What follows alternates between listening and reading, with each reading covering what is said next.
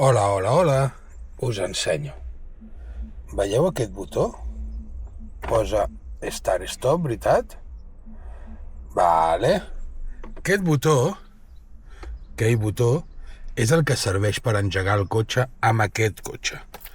Tenim aquest mando, vale? Aquest mando, veieu que no porta clau? Val? Jo l'únic que faig és portar el mando a la butxaca, agafo l'embrague a fondo, apreto el botó i el cotxe s'engega, sí? Sense més. Val. Què passa si el mando es queda sense pila? Molt fàcil.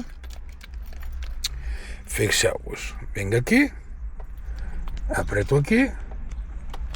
Primer, em surt una clau de dins del mando, sí?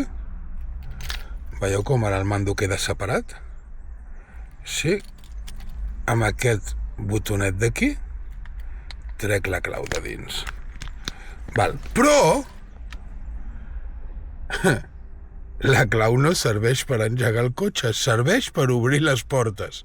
Per engegar el cotxe he d'acostar el mando molt, fins quasi tocar el botó, inclús estant sense bateria.